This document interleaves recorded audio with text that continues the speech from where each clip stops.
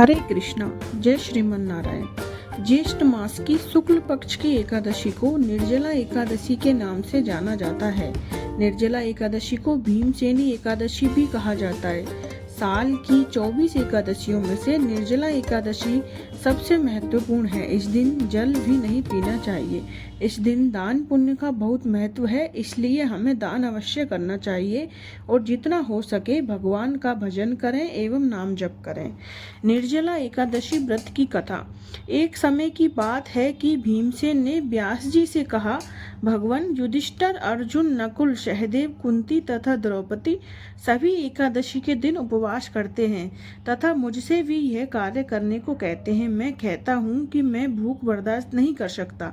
मैं दान देकर वासुदेव भगवान की अर्चना करके उन्हें प्रसन्न कर लूंगा। बिना व्रत किए जिस तरह से हो सके मुझे एकादशी व्रत का फल बताइए। मैं बिना काया कलेश के ही फल चाहता हूँ। इस पर वेद व्यास जी बोले, भीमसेन, यदि तुम्हें स्वर्गलोक प्रिय है तथा नरक से सुरक्षित रहना चाहते हो तो दोनों एकादशियों का व्रत रखना होगा। भीमसेन बोले, हे देव, एक समय के भोजन करने से तो मेरा काम ना चलेगा। मेरे उदर में व्रक नामक अग्नि निरंतर प्रज्वलित रहती है। पर्याप्त भोजन करने पर भी मेरी क्षुधा शांत नहीं होती। हे ऋषिवर, आप कृपा करके मुझे ऐसा व्रत बतलाइए जिसके करने मात्र से मेरा कल्याण हो सके। व्यास जी बोले, हे भद्र, ज्येष्ठ की एकादशी को निर्जला व्रत कीजिए। स्नान आचमन में जल ग्रहण कर सकते हैं। अन्न बिल्कुल ना ग्रहण करें।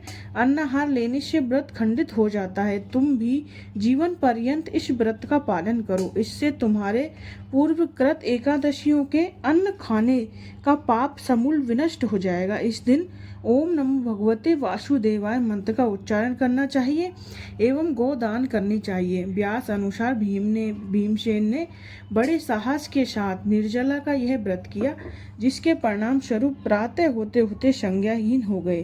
तब पांडवों ने गंगा जल, तुलसी, चरणामृत प्रसाद देकर उनकी मूर्छा दूर की। तभी से भीमसेन पाप मुक्त हो गए। इस दिन हमें दान इत्यादि अवश्य करना चाहिए और एक मटके में पानी भरकर अवश्य दान करें।